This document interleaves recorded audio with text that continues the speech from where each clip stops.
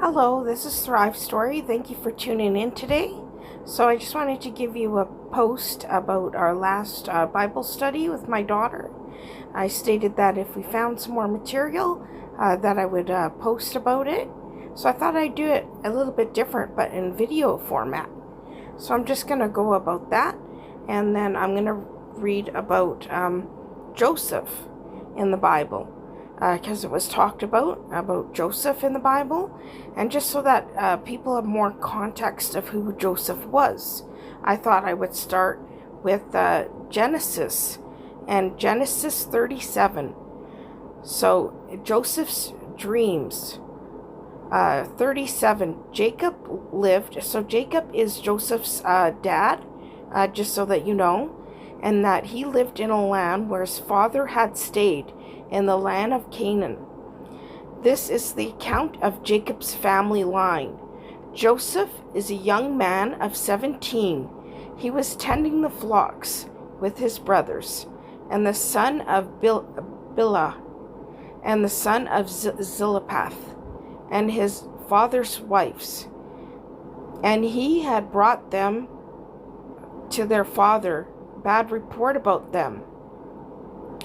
Now Israel loved Joseph more than any other of his sons, because he had borne to him in his old age, and made an ornate. It was a robe for him, and that robe is to be said had many colors in it, and that's where the coat of many colors come from. So I just wanted to add that little footnote in there. For when his brothers saw that their father had loved him more than them, they hated him, so that bore jealousy, and they did not speak any kind words of him. Number 5. Joseph had a dream, and when he told it to his brothers, they hated him even more, so the jealousy even burned deeper in the brothers.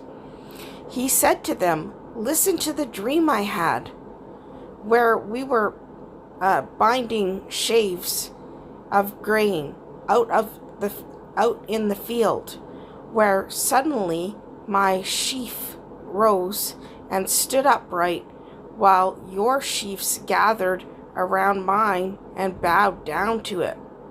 And his brothers had said to him, "Do you intend to reign over us?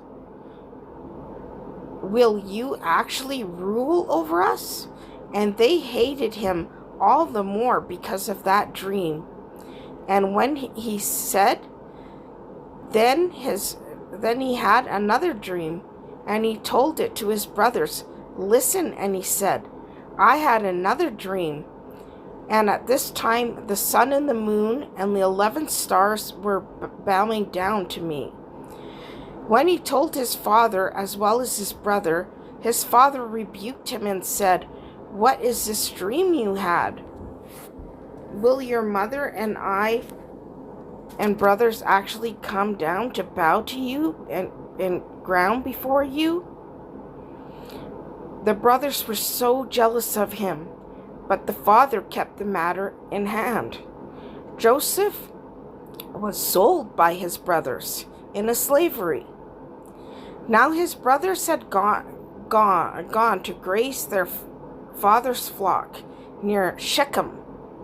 And Israel said to Joseph, and Israel, when they state that means Jacob.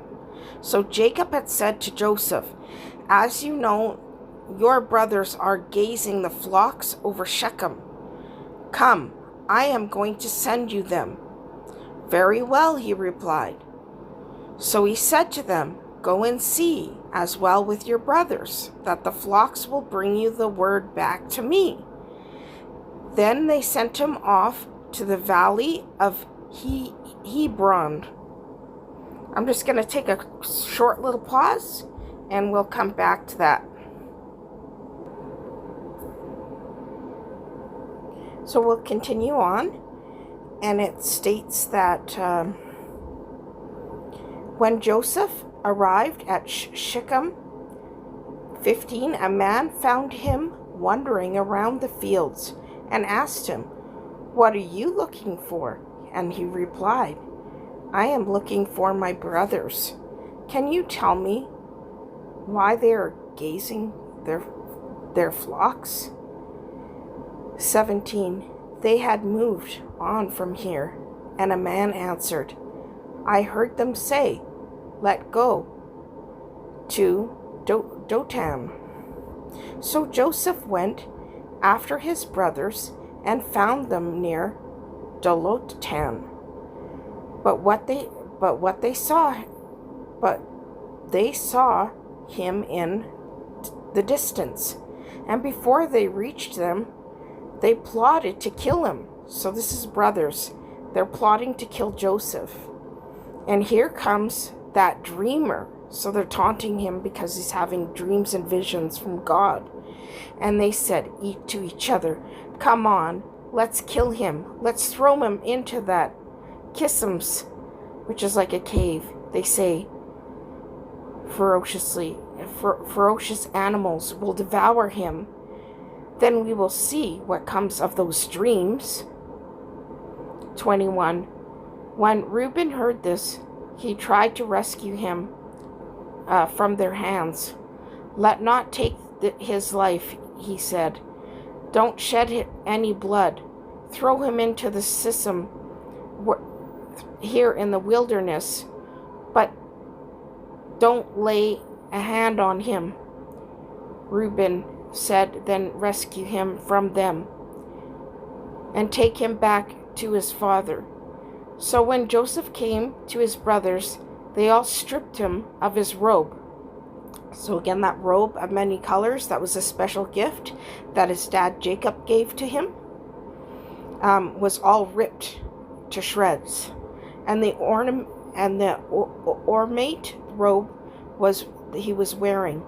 And then they took him and they threw him into the cistern. The cistern was empty. So it's like a big dark cave with a big hole in it. There is no water in it. So it's very desolate. As they sat down to eat their meal, they all looked up and they saw a caravan of Emalites coming from Gilead. And the camels were loaded with spices, balm, myrrh, and they were all on their way to take them to Egypt. So that was the slavery. So Judah said to the brothers, "What can we gain to kill him, our brother, and will cover up his blood? Come, let's sell him to these Emalites." So they sold him into slavery. They lay their hands on him and their brothers, their flesh for blood. And his brothers all agreed with that pact to do that. So the Mennonites merchants came by, and the brothers pulled Joseph out of the Sism and sold him for 20 shekels of silver to the Ishmaelites, who took him into Egypt, where Reuben returned to the Sism and saw that Joseph was there, and he tore his clothes. And he went back with his brothers, and he said, "Boy is there, and where can I turn now?" And then they got to Joseph's robe, and they slaughtered the goat, and they dipped the robe in blood. They took the ornament robe back to their father. We found this and examined it to see whether it's your son's robe." And he recognized it, and he said, "It is my son's robe. Some ferocious animal had devoured him." Joseph suddenly being torn into pieces. Then Jacob tore his clothes and put sackcloth and murmured to his sons that day. And all the sons and daughters came to confront and refused to be comforted. Now he said, "I continue to mourn until the day my son is in the grave." So the father went up for him. 36. Meanwhile, the men